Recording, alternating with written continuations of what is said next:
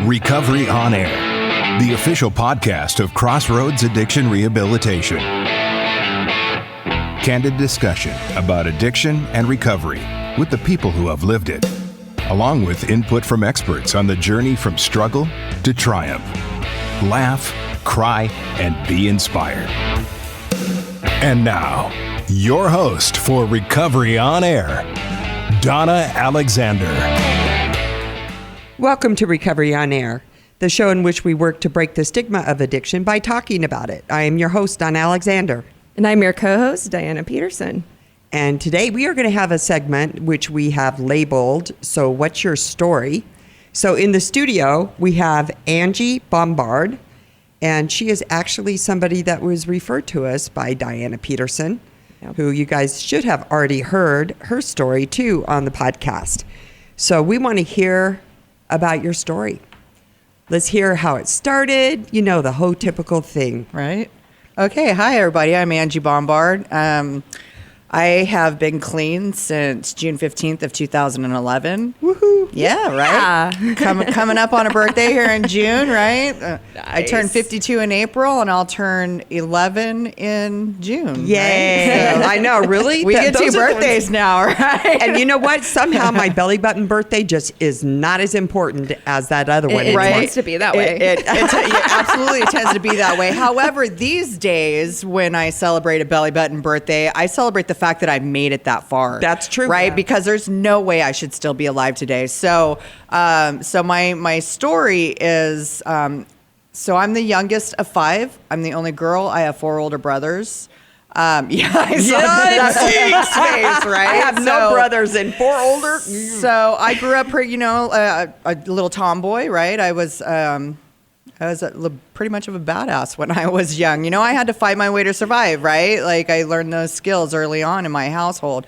However, my first substance that I was addicted to was me and my brothers. We did that hyperventilation thing. Oh, yes. Right? Yes. The head change with a hyperventilation. And we always did it. My brother had the black velvet posters in his room, and we'd put on the black lights and the strobe lights, and we'd put on Rush Tom Sawyer, something like that. And we'd do that hyperventilation thing, right? And I loved the head change, man. And that started like super, super young. And so that particular head change was something that I was constantly seeking throughout my entire life, right? So when I was really young, one of the first things that happened to me prior to really picking up the substances was I was sexually abused. And starting in the 3rd grade from my 3rd grade best friend's father. That went on for a lot of years. You know, one of the things that survivors of sexual abuse, I don't know how many of them think about this, but for me, it was something that really impacted me and kept me with the guilt and shame and the stigma of the whole situation is that what this man did to me, he didn't hurt me physically. What happened was what he did to me felt good. Yes. Right?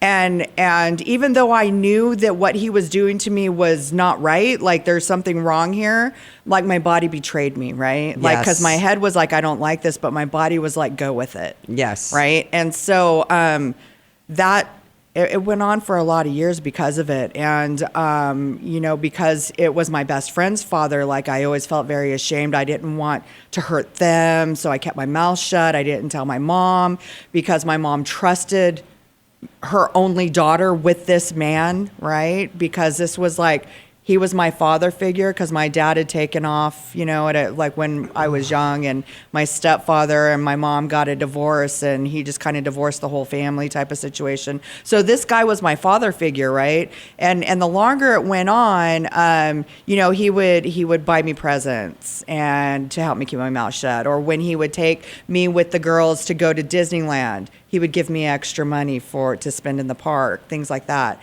And eventually, when I started using at the age of 8 years old, marijuana, well, besides the occasional sip of alcohol, right? Marijuana was my first drug. It was, I had the 4 older brothers, and we didn't have a puppy at the house, and they thought it was funny to watch their little sister stumble around the backyard, right? Yep. So when this man started giving me money, during the process of what was happening, the only thing going through my mind was what drug I was going to buy with the money he was going to give me, and how quickly I could get to that spot. And so that was kind of where my disease really took off. So throughout this, prior to junior high, all through grade school, I was also I was a dancer. My mom put me in gymnastics at before pre-kindergarten. After that, I went into ballet, jazz, gymnastics. I was one of the original Yuma Ballet company members when they first started a Yuma Ballet company down there.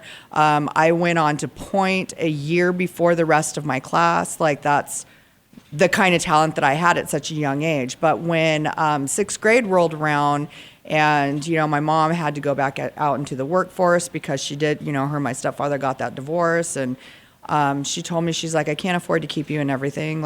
You need to pick one. And, I was in 6th grade. I got oohed and awed when I back handspringed across the playground, right? So I wanted to be a gymnast, right? And my mom was like, your natural talent is ballet. It's that or nothing. So me having the great attitude I've always had, well, I'll show you and I'll just stop, right? Well, she didn't have the energy to make sure that she had to make sure the bills were paid and the food was on the table. And so going into junior high is when, my addiction journey really, truly began. That's when I found my drug of choice, my favorite, methamphetamine, right? Going into junior high. And, LSD. Oh my God. If you, that was I'll have to admit, there's no holding back here. To this day, that's the one drug that I regret not being able to do anymore. Was I loved acid tripping, right?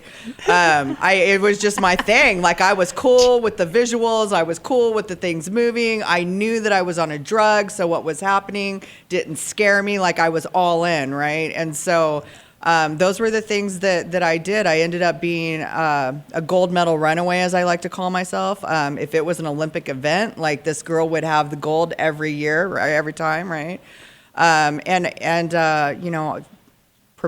Promiscuity, right? Yes. Promiscuity, jumping from the him to him to him to him, right? Always having that one in the wings, waiting until I, got rid of the one that I was with. And well, at least you did that first. Yeah. I gotta have my backup, right? Yeah, always have to have the backup. Gotta have my backup, and through my recovery process and through my step working process, that behavior, what I was able to identify it as is that I always needed him to validate who I was as a woman. Yes. Right? Regardless of what age I was in at the time, I always needed him, whoever he was, to validate who I was as a woman. And the thing too with me is that if it was a man that was going to treat me well, I'm walking all over that guy. Yes. Right? If he treated me with respect, if he showed me what true kindness and true love was, he was going to get walked all over. But if you were going to lay your hands on me, if you were going to call me out of my name, what can I do to make you love me better? Yes. Right? You're my true love. You're my true love, and I'm going to prove it to you, man. I am your down girl, right?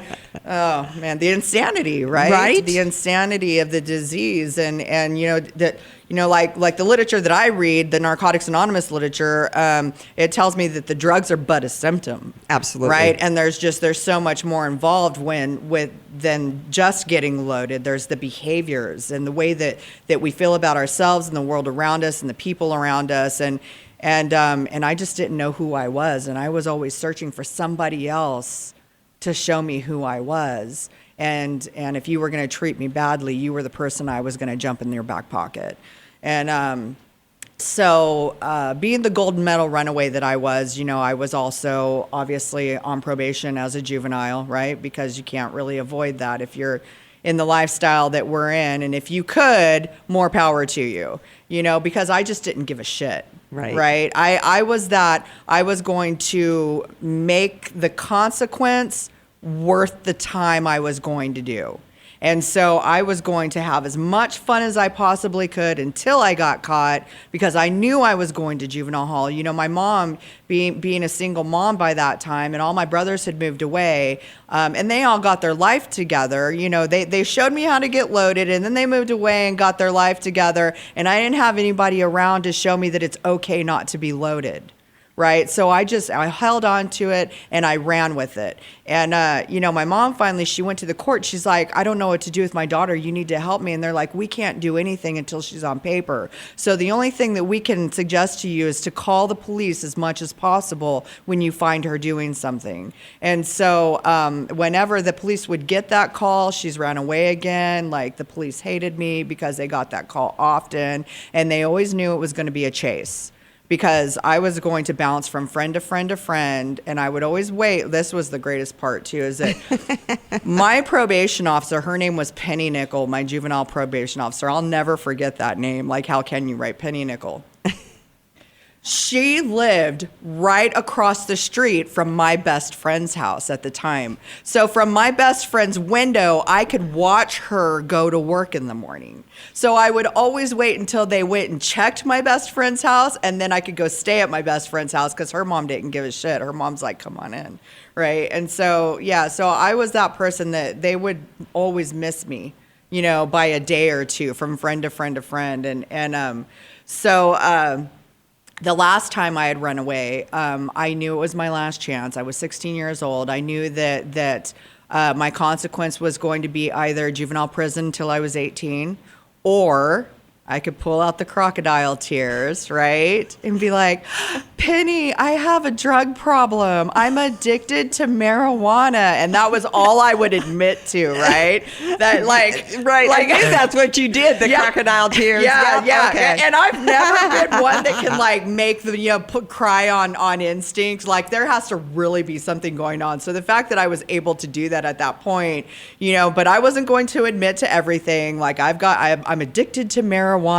My mom used to call them pop parties when she'd catch me getting high in my backyard, right? And he always cracked me up. But anyway, so it worked, and they sent me to a treatment facility over in San Diego. And darn. Yeah, right. Harbor View Medical Center, and overlooking I could see the ocean from the window, and it was so, anyway, but I had no intentions of getting clean, right? I was going to get people off my back, get probation off my back, get mom off my back. I was going to play their game, jump through their hoops, and then I was going back to business as usual, and as you well know, we have that saying around here that we plan, God laughs. Yes. Right? And so, with having the intention of going back to business as usual, I dropped a hit of acid the night before. So I went in tripping balls, right? And thought I was cool as shit for doing it. But you know what? A couple of weeks went in, and the drugs are leaving the system. And if you're out there listening and you're a newcomer, I've got good news and I've got bad news for you. The good news is you're going to get your feelings back, right? And the bad news is you're going to get your feelings back. My sponsor just said that to me last fucking night. She's like, so Donna, this is the thing. And I'm like, I know, because I've said that many times myself, but it's different when it's happening to you, and you're having the realization that that's exactly what's going on. It's a good thing is you learn how to love again. Yeah. And the bad thing is that you learn how to love again. You learn how to love again, right? And because it's painful when we learn how to love again. It certainly can be. It can be, but it doesn't have to be. Obviously it's painful when our loved ones pass away, or our loved ones go back out into active addiction, or leave you, or whatever the case may be, because it's still life on life's terms, right? And so this was happening to me. Like, the drugs were leaving my system, my emotions were flooding back in, and it was like, oh shit, right? And maybe, just maybe, I might want to start listening to some stuff that these people have to say to me. And the things that I remember hearing was, I remembered hearing about getting a sponsor, and working the 12 steps, and reading the literature. And for me, that's where I was first introduced to the program in Narcotics Anonymous. And they told me to, go to as many meetings as you can, and you gotta change your people, places, and things, right? And that petrified me, because I went to treatment 2.5 hours away from where I lived, and I didn't know anybody that didn't get loaded. right, when I came back home. And so, and at that time, that was back in 1986, and Narcotics Anonymous hadn't showed up in Yuma yet. Right. Right. But AA was there. And so they're like, if it's a 12-step program, it's a 12-step program. They're the same 12 steps, just the literature's going to be different. And so I was like, all right, fine. So I went to these AA meetings, and, you know, for a 16-year-old girl, like, it was a bunch of old wrinkly guys, right? And they're probably what my age is now. Right. But for me, you know, but back then, it was a bunch of old wrinkly guys, That's right? right. And they didn't want to hear nothing from no young addict. And I didn't know anything about meeting etiquette, right? I went in, I was an addict alcoholic, and I was clean and sober. And you know, and what I know today is, like, to respect the house I'm in, right? If I'm in an AA meeting, whether alcohol was my drug of choice or not, I identify as an alcoholic. I talk about sobriety and being sober. If I'm in an NA meeting, I'm an addict. I'm in recovery. I have clean time, right? Like, the language is different where you're at, and I needed to respect the house that I was in. But I didn't know anything about that back then. And so what I was told by these guys in this AA meeting was, sit down, shut up, or leave, because we don't want to hear from you.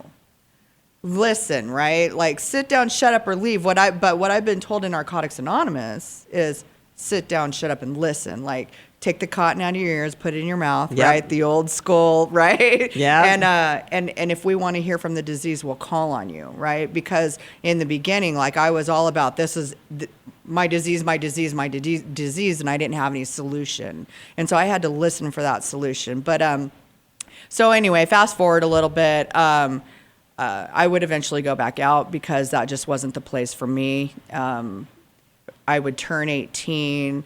Got into a relationship with him that was my first truly abusive my first truly abusive relationship. But don't you know what he was like when he was clean? The passion. Right? He loves me. I know he does. Me. The sex is phenomenal. It's meant to be. But the minute he'd get it right, the minute he'd get a substance in him, it was all I could do to not, you know, to keep the black eyes away. And, you know, he was truly abusive. And I was 18. I was back on paper as an adult this time for something completely unrelatable, or not relatable to this situation. But call it what it is. Like, I gave somebody a fake alibi, right? So they put me on probation for it, you know. And so anyway, I'm on paper, and by the grace of God, Narcotics Anonymous had shown up in Yuma by that time, and my new probation officer told me, you need to go to these meetings, you know. And of course, I met this guy and got in this relationship, and he was the abusive guy, and we were going to meetings, and sometimes he'd stay clean because, you know, he was on paper too, and sometimes he would stay clean and sometimes he wouldn't. But I stayed true to a meeting a day, got super involved, had a sponsor, worked step, did the whole, you know, the whole And you're gambit. 18 at this point? I was 18, 19 about Okay. this point, and I ended up pregnant for the first time. And 4 days before Christmas, right about the time I'd found out that I was pregnant, I had been at my mom's house doing our laundry, and it was about midnight, and he called me from the bar, and he said, I'll be home soon. You better fucking be there when I get there.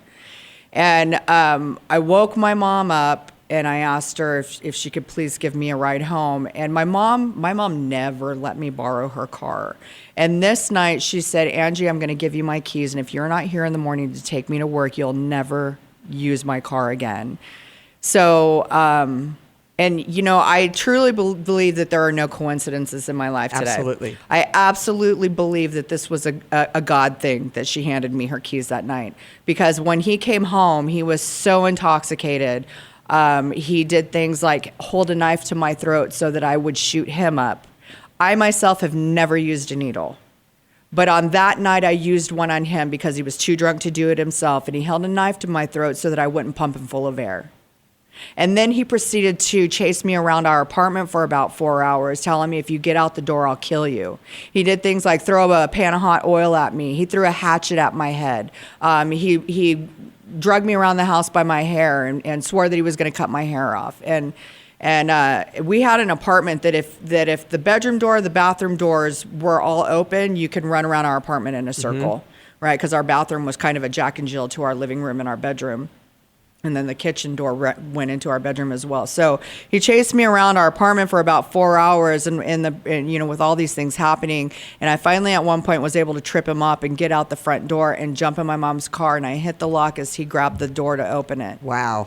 And he jumped on the hood of my mom's car and he shattered her windshield with one punch. And so I absolutely know that if my mom's car had not been there that night, the possibilities of me surviving that night were probably pretty slim. And eventually I ended up leaving him. I mean, that was really the last time. And the crazy thing is that I probably left him maybe four to 6 times in the 6 months we were together, because when he was clean, he was the man of my dreams, right? Right. But like I had said a little while ago, I was pregnant with his child, and it was my first. And, I made it through high school without getting pregnant. Right. Woohoo. But here I am, pregnant, 19, high school dropout. So I kind of made it through high school, but because I got kicked out of high school for ditching too many classes.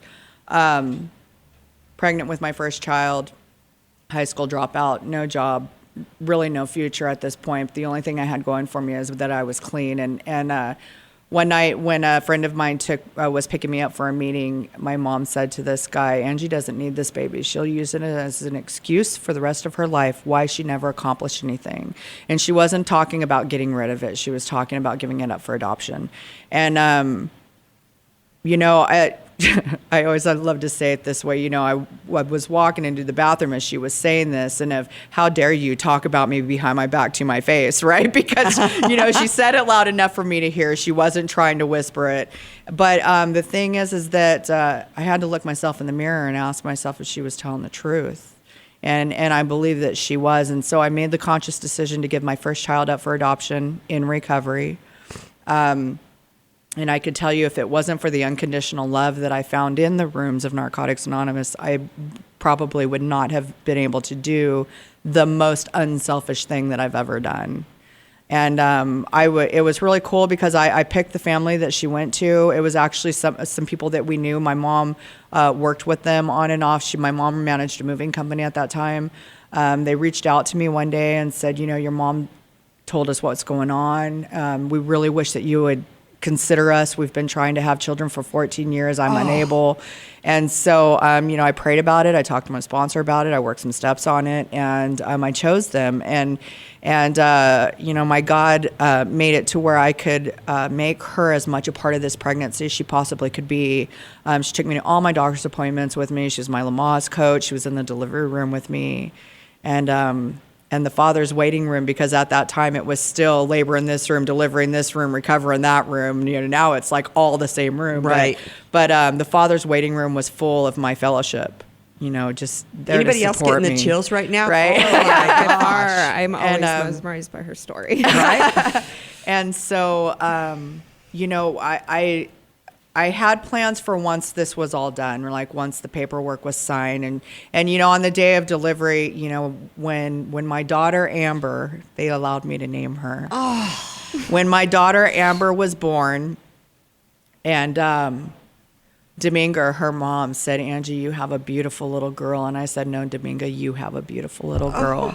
And the next day, I held her and I kissed her on the head, and I still remember what she smelled like. Like, she smelled like Jergens lotion, the original Yes. Jergens lotion. Yes. That's what she smelled like. So that it must have been, the shampoo that they were using on her.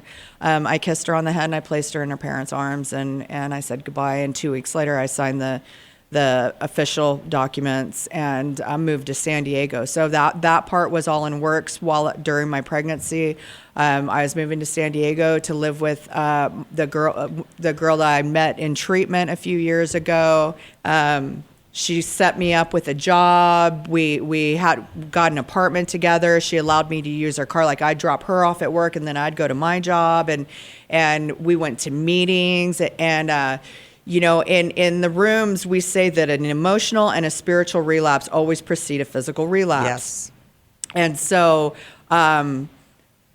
I went over there and I jumped into life, right? Like, yes, we were going to meetings, and yes, everybody I associated was clean. But what I didn't do, and here's my first mistake, what I didn't do was I did not get a new sponsor Ouch. And I did not work the steps on having just given my first child Grieving. up for adoption, right? You did not grieve. I did not grieve, right? The most painful thing I had ever done. I didn't Still process is. it. Yep. Right. And so it's no wonder that a year later I was pregnant again. Right. And this man, I met this guy in the rooms and he would end up being my first husband. We went to Vegas. We got married. We didn't even tell any family. We just went and did it. While I was pregnant with my second daughter, we ended up taking custody of one of his sister's babies. So my oldest son and my daughter that I gave up, their birthdays are a year and 2 days apart. Wow. So I felt like it was a God thing, right? Because their birthdays were so close together. Like I gave one up and he replaced it with another. And now here I am having a second, right? And we ended up, here's the next thing that I did wrong, right? Like we would eventually, as a couple, stop going to meetings. So Yep. Not only did I not get a new sponsor, I did not work steps. Then I would stop going to meetings, and we only started doing church.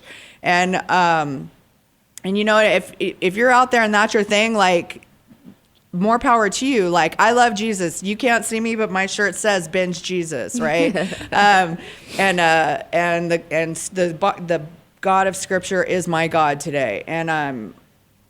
But for an addict like me, I need other addicts to hold me accountable, because I don't know about you guys, but I can hide in church. Absolutely. Right? Like I put on my Sunday best, I put on my best face, and when people ask me how I'm doing, oh, I'm fine. I'm fine. But the people in my rooms can call me on, you're full of shit, what's really going on, right? And so we only started doing church, and eventually we would get close with some people there, and we ended up moving this small company to Madison, Wisconsin. There were 7 of us that moved to Madison, Wisconsin. And so here I am, a 21, 22-year-old stay-at-home mom with 2 children who are 10 months apart. So it was like having twins. And we moved this small company over there, and everybody else works for this small company, and I get to be a stay-at-home mom, which was amazing, right? Except when my husband would come home from work and he would hear Roger, Roger, Roger all day long, he doesn't want to hear anything from me. Right. And I need some adult conversation because I've been dealing with toddlers all day. And what he would do was he'd lock himself in the bedroom to read his Bible and decompress while I get dinner ready. And then when I say dinner's ready, then he'll come out and have some conversation with me. So it wasn't too long before, we lived in apartments, and the walls are thin in apartments. And at night, when my husband's in bed and I finally get the kids down and I can hear the neighbors partying, and that shit starts sounding appealing to me. Yep. Right? And before I knew it, I started smoking cigarettes again and hiding that from my husband. And then the next thing I know, I'm down in the laundry room drinking beer with my neighbors. And it never even dawned on me that I had lost 3 years of clean time, because my recovery ended long before my clean time did, right? It never even dawned on me to find a hotline number, reach out to even my old fellowship from back home, call my old sponsor, find a meeting. Like, none of that even occurred to me. Our literature, in the basic text, it tells us that the disease of addiction is insidious. Yep. It's insidious. And when I think of that word, I think of that horror movie, Insidious, right? And that is what the disease of addiction is for me. And so this tattoo I have on my arm, it's a Narcotics Anonymous symbol, and it's a passage from our basic text. It's out of Recovery and Relapse, and it says, "We have never seen a person who lives the Narcotics Anonymous program relapse." And I tattooed that on my arm because it's now my favorite passage. And the reason why it's my favorite passage is because I need to be reminded that this is a daily reprieve. Daily reprieve. And I have to continue to do the things that got me where I am today if I want to maintain what I have today. Agreed. I have to continue to go to meetings. I have to continue to work my steps. I have to work with my sponsor. I have to work with other women, be a sponsor, be of service, pray to my God. Like, those are the things that got me where I am today. And if I want to hold on to that, I have to continue to do them. So I have to live this program daily.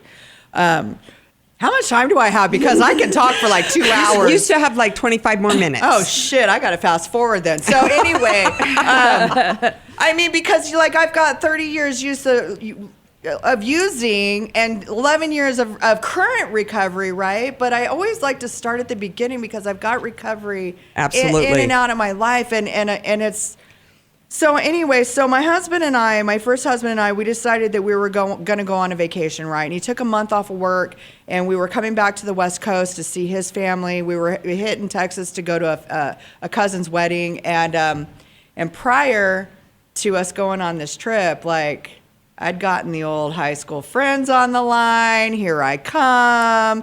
I'm taking an extra month. Like, he's taking a month, but he's leaving me at mom's house, and I get to stay in Yuma for an extra month. Yikes. And, now we're old enough that we can get into the bars legally, right? So, I mean. Didn't stop us much Didn't before stop that. us back then. We didn't No. even need fake IDs Nope. back then, right? Nope.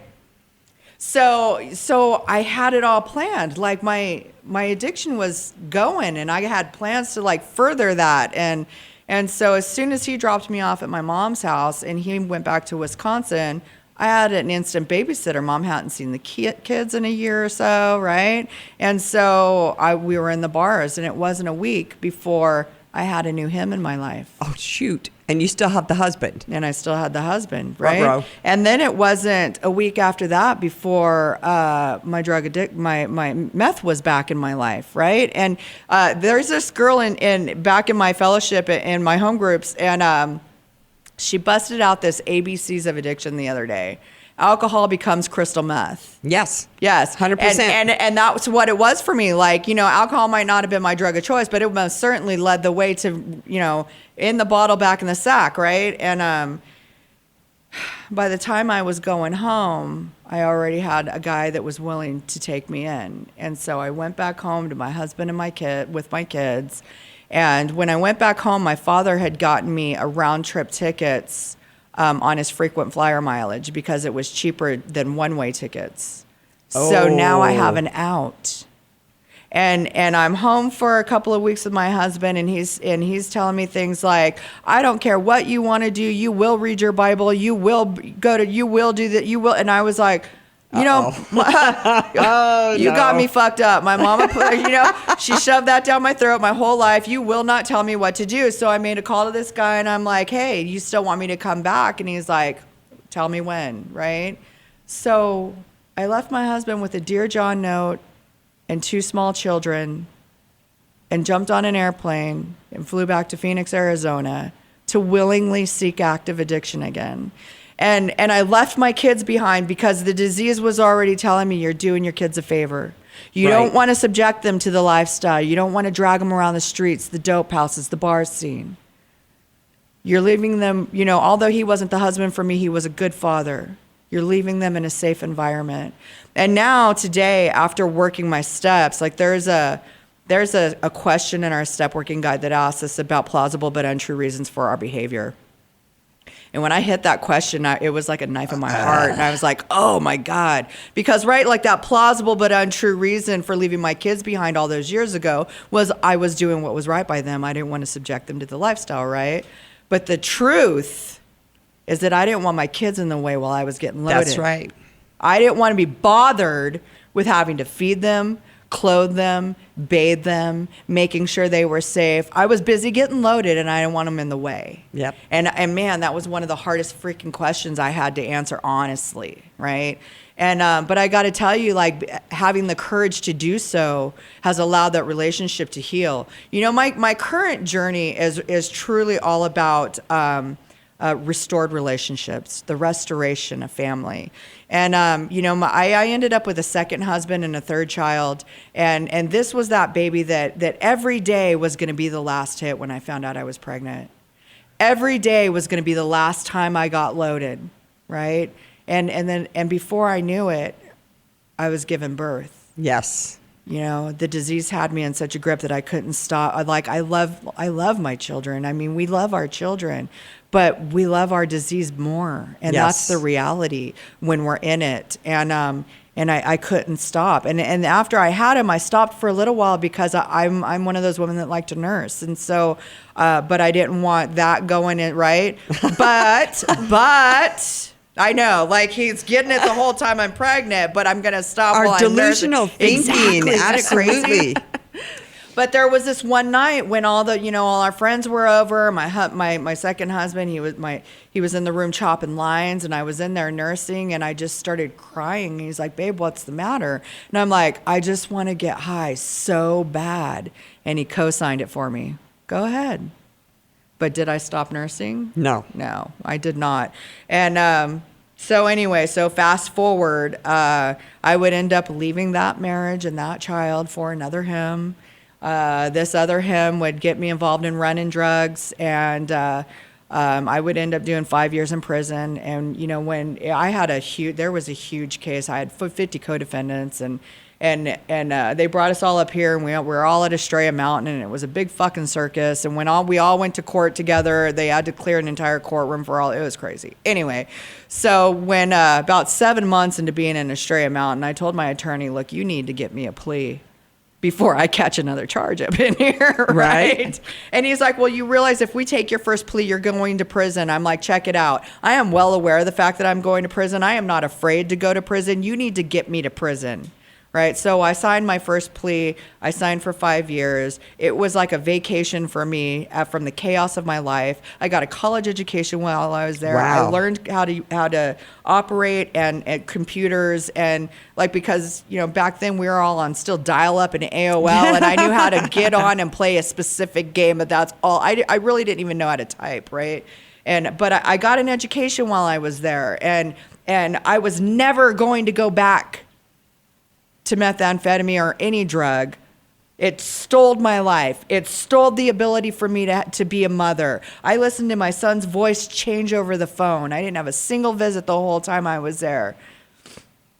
And 6 months out of the gate, I was back in the sack because I was hooked up with another him, and I got that friend that I met at some probation group, and you know what I mean? And they were having fun, and you guys do your thing. I'm gonna go over here and do dishes, but that fun was sounding super appealing, right? and before I knew it, I was back in the sack. And I was so proud of myself on this one because this guy, he was like 6'6" and just huge guy.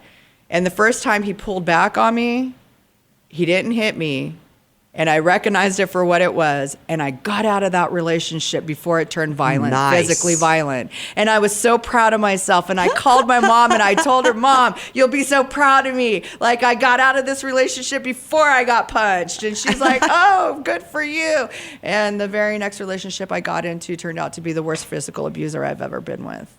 And that one would get me into prostitution. And so at the later stages of my active addiction this time around, don't you know who I think I am? I had a 3-bedroom condo in Northeast Scottsdale. I wasn't some $50, pop on Van Buren. I was a $300 an hour escort. And my mom found out what I was doing. Yipes.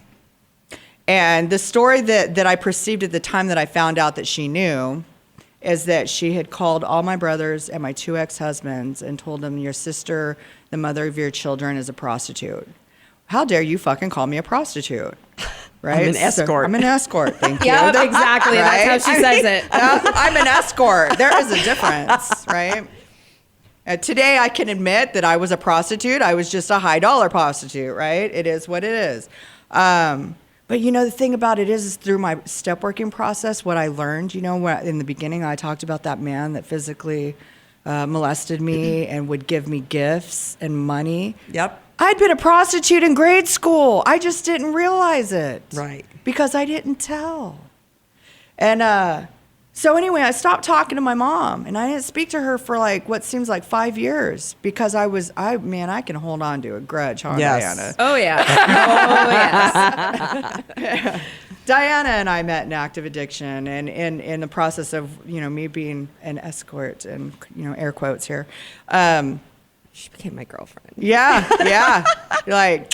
Hell yeah. So the minute her and I met, we were immediate best friends. I mean, within 10 minutes, we were trading clothes. Actually, that same day. Same day, yeah. And it was great. But we ended up being, her and I, she was my best friend and eventually would be my girlfriend because I mean, look at her. Right? Look at her. She's curvy. She's curvy and delicious. Both of you are curvy. Right? And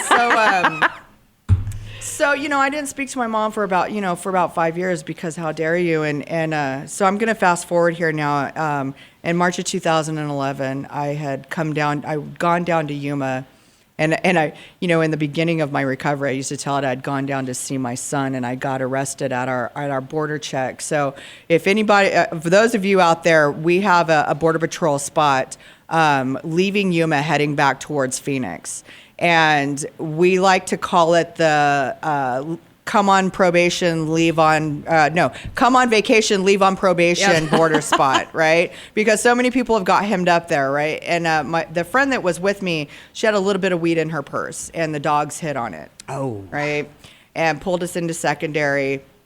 And the way I used to love to tell it is that I had come down to see my son, and my friend got me arrested. And the reality of it is that I had taken some dope down to a friend, and just happened to catch my kid on the way out of town.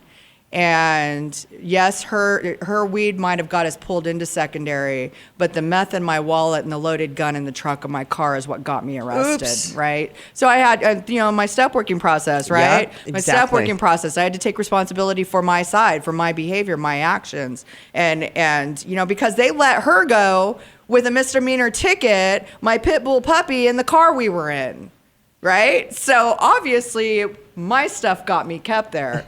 And, they put me there. They put me on pretrial. I was so pissed off. I'm not a flight risk. I've never missed a court date. I got a brand new sports car, blah, blah, blah, blah, blah. They're like, nah, you're staying back here in Yuma. I didn't want to be in the town I grew up running away from. I didn't want to be in the town that my mother was in, But God had other plans. And I know for today, without a doubt, that day, the God of my understanding was putting a stop sign in my road and telling me, Angie, it's time for the chaos and the hurt and the pain to stop.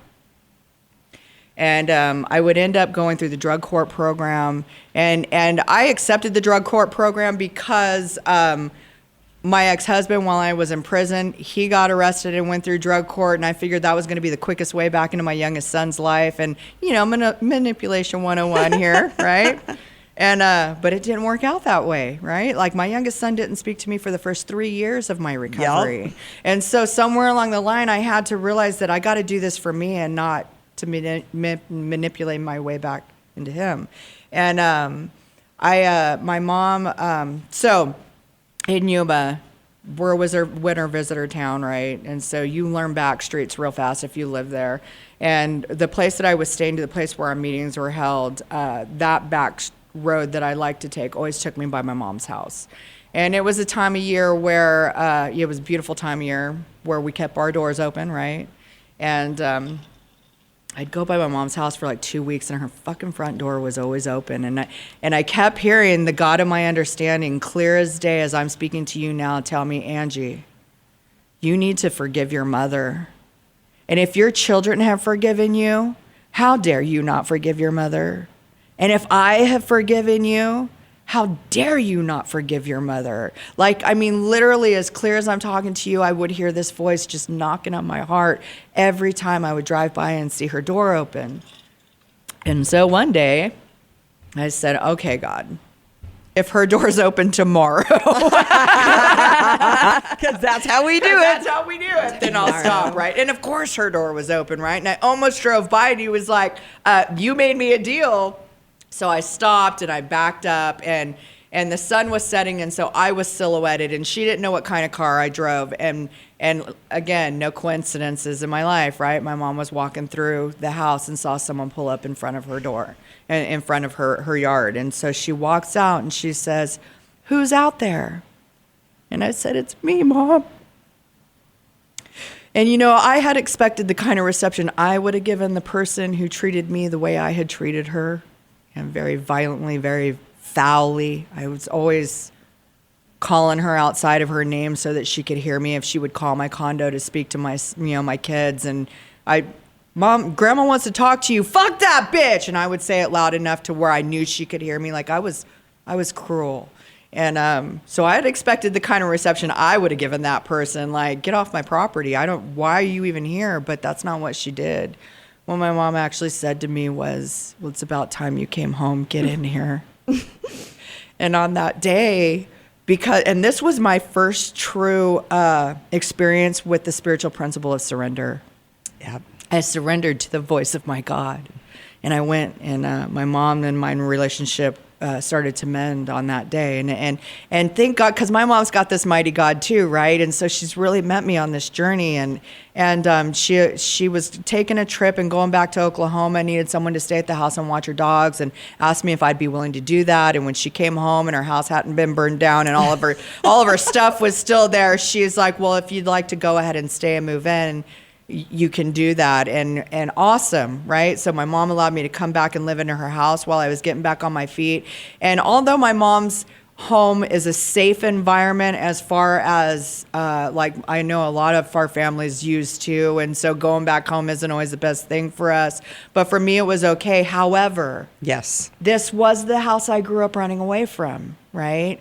And on top of the fact that if I stood on my mom's front porch and looked one block down and across the street, there's the dope man's house. And you know, I'm a down chick, right? Like, I can hang on to those friends. And it cracked me up when I got to our step working guide, because there's a question in our step working guide that asks us about, you know, do we think we can still hang out with our old friends that we got loaded with? Do we think that we can, like, hold on to that paraphernalia just to test our recovery? You know, it's something around those lines is what this question asks us, right? And I would go over there on my way to meetings to hang out, and I wouldn't sit in rotation. I was just there to see how everybody was doing, catch up. This is what's going on with me. And then I'd go to a meeting, and then I would hit that house on the way to say goodnight before I went to bed, right? And I did that so often that enough got in my system. Yep. That I dropped a dirty UA, and they sent me to Crossroads Mission in Yuma, Arizona. Yes. And for the 4-month residential program, which is inside our mission there. Yes. It's the homeless shelter. Yes. So,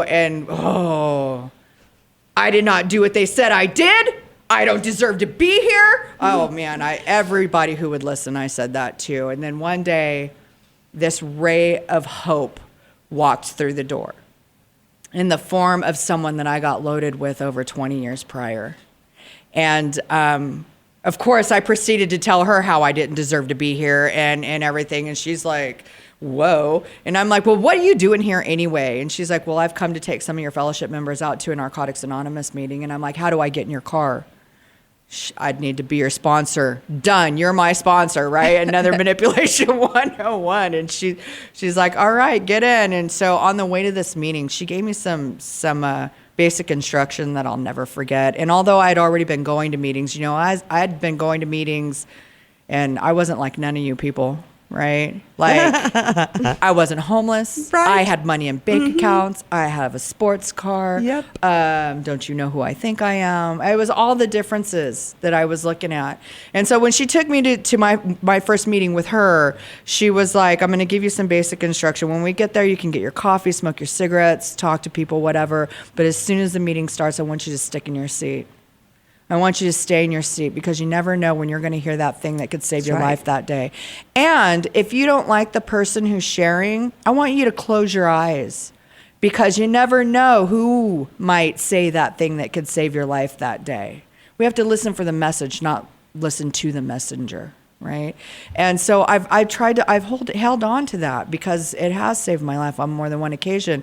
And she also gave me my current and basic text. And she's like, Angie, I love you so much, but you need to read this book again. And I started reading things like what I had tattooed on my arm, right? Like, we've never seen a person who lives the Narcotics Anonymous program relapse. I read things like, we never have to use again, even if we want to. Even if we want to, because Right. there are days, even today, that I want to. Like when I look at myself sideways in the mirror and I see that menopause belly that I got going on, like, couple days worth of a pipe would take care of that, right? Like, there's days that I still want to use today, but it's not worth it anymore, right? And so you never have to use again, even if I want to. And then I read this simple little sentence that says, surrender means not having to fight anymore. Right. And one of the other instructions she gave me was, if you think you know the meaning of a word, look it up anyway. And I had to do that for the word surrender, because surrender for me was no fucking way waving the white flag. No, I was going to go down swinging, but I was never going to surrender. It meant being beaten, being broken, being weak. Right? And so when I looked up the word surrender, basically by definition, what it means is going over to the winning side. Wow. Great way. That is fantastic. Yeah. And so you won't actually find that, Deb, but if you read between the lines of the Webster's Dictionary, that's what I found it to be, right? And so I put that into the contents of that sentence, and it was like that Rubik's Cube piece going into place for me, right? And I don't know when it actually happened, but at some point of going to meetings and working steps and being of service, I went from that person that was just going to do this until I got off paper to that person that this is my life now. And what a beautiful life it has given me. Not only did it restore the relationship with my mother, but it also restored the relationship with all of my children. And when I say all of my children, I mean that child I gave up for adoption at the age of 19. I got to meet her when I was about 18 months clean, and she's given me 3 beautiful grandchildren. One of my brothers has 2 children that grew up not even knowing that I existed. Oh, right? Ouch. Because they didn't need to know. Right. There was nothing in my life that they needed to know about. So one time my mom went back to Colorado, and my niece and my nephew overheard my mom saying, your sister's back and this is what she's doing. And they're like, we have an aunt? And when are we going to meet her? My brother's like, never. You know? Right. But when I met my current husband in the rooms of Narcotics Anonymous, we went to a convention over in Colorado, and I found out that where the convention was at was about 45 minutes away from where my brother lived. And I reached out to him and I asked him if we could come, and I'd like to meet my niece and my nephew, and he allowed us to come, and so I got to meet them, and now I'm like the favorite aunt ever, of course. right? Their favorite horrible human being is what my niece likes to call me. You're my favorite horrible human being. It was awesome, but so it wasn't very long after that my husband asked me to marry him, and on the stage of a Narcotics Anonymous convention that we have in Yuma Saturday night at the main speaker meeting, and it was amazing. And let me just tell you how my fellowship showed up. Like, we had like 300 guests at our wedding, and I got that fairy tale wedding. You know, I told you that no family was invited to my first wedding. Well, there was nobody at my second wedding either. Nobody. My first 2 times I got married, I didn't even tell my mom. And one of the things that I learned during my recovery here is that it wasn't just my hopes and dreams that I had shattered throughout my addiction. Right? Like, I was my mama's only little girl. When she had me, she dreamed of helping me pick out that wedding dress and watching me walk down the aisle. Like, those were dreams that she had when I was a baby. And I never even considered those things when I went to Vegas and the Justice of the Peace, right? And so my mom got to help me pick out my wedding dress, and my best friend Diana, and my daughter was there, and my niece was one of my bridesmaids. All of my children were in my wedding. The one I gave up for adoption, and her son, or her first son, now she has a set of twins as well. And my daughter, and the one I gave up for, the one that I adopted, and the one that didn't speak for me for the first 3 years of my recovery, they were all in my wedding. And my husband's older daughter as well. Now, he's never had any biological, but he claims the adult children from his previous marriage, and I do too, because the bigger the family, right? Right. And so between the 2 of us, we have six adult children and 13 grandchildren. Nice. And only one of my grandchildren has ever seen me loaded, and he was too young to remember that. And you know, I could never in a million years explain in words the gifts that recovery has given me, because I just don't pick up no matter what. And that doesn't mean to say that I don't have life on life's terms, right? Because the week before Diana's son died,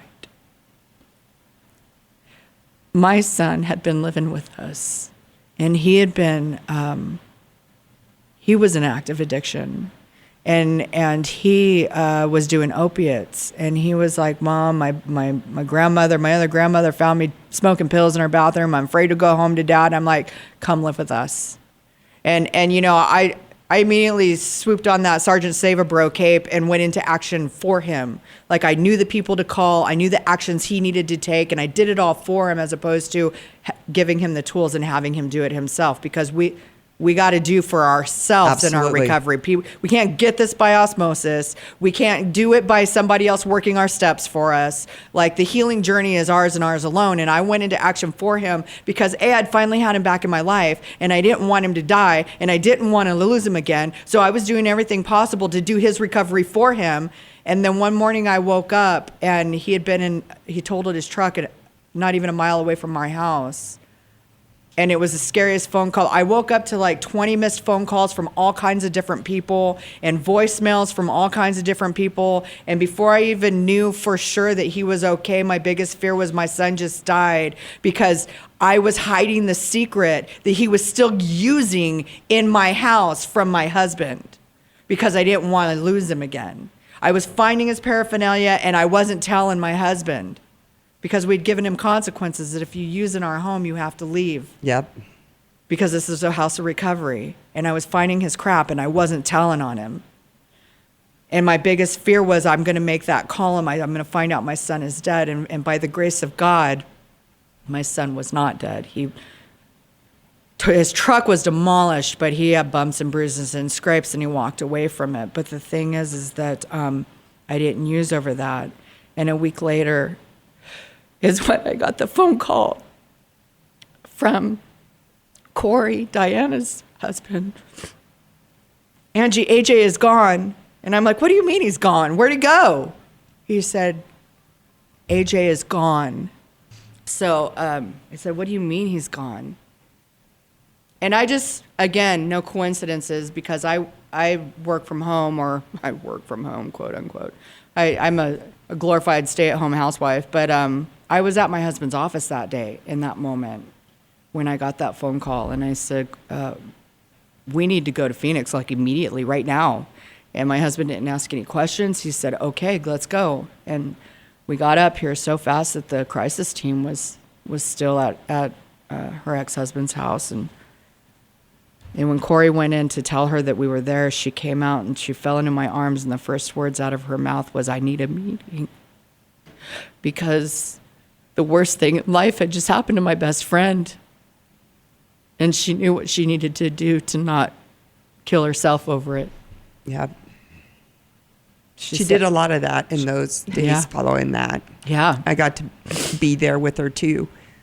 And she did an amazing job. I can't even imagine. Yeah. You can't imagine until you go through it. And I mean, I had the biggest scare of my life a week before, and then it actually happened to my best friend the week after. And so, there's nothing, what I know to be true today is that there is absolutely nothing that can happen in my life or to the lives of my loved ones that I ever have to use again, right, even if I want to. And my best friend proved that to me, because she stayed clean through the hardest grief that she'll ever experience. And it's just a matter of finding the people in the rooms who've gone through that life on life's terms situation that you may be going through, and ask them, how did you stay clean through this? What did you do? And you know what? If you're out there listening, I know you're hearing this story. And one of the things that you can ask yourself too, if you need help, you can come to Crossroads. We will help you. And you can find the rooms in that way. Even if you find them on your own, come to Crossroads, go somewhere. Go to our website at thecrossroadsinc.org. Call our admissions department, 602-263-5242. You do not have to be alone. You're not alone. There are people that are there for you, just like Angie was there for Diana. Diana was there for Angie. I've been fortunate enough to be there for Diana, and hopefully with Angie now too. All of us can be there for you. You are not alone. give us a call. And Angie, what a great, compelling story. Thank you. Thank you, Yeah, Diana. Bringing her to come and share her story, it's like one of the things that I feel like everybody should be blessed with the opportunity to hear, because it's a true story of grace and restoration. And, thinking even with the example of the loss that I had gone through, when we experience stuff like that, especially in active addiction, no matter how often, how much or how little you use, first instinct is to run and hide from everything you're feeling. And, we're there for each other. Yes. And that's how it is in the rooms. That's how it is in recovery. And everything happens for a reason, and we can kick and scream through it and not like it, but it makes sense, It does. And very blessed and grateful to have her in my life. Absolutely. I can see why. So what a great podcast. Again, thank you, Diana, for bringing her to us. And Angie, thank you so much for taking the time all the way from Yuma. You're welcome. To come and share your story with us and with our listeners. I know that your story is going to help somebody. I hope so. That's always my greatest prayer and greatest wish, is that I at least touch one heart. Absolutely. And if I touch many, then what a blessing. That's right. Bonus, right? Absolutely. Yeah. So thank you for joining us today, and we'll see you next time.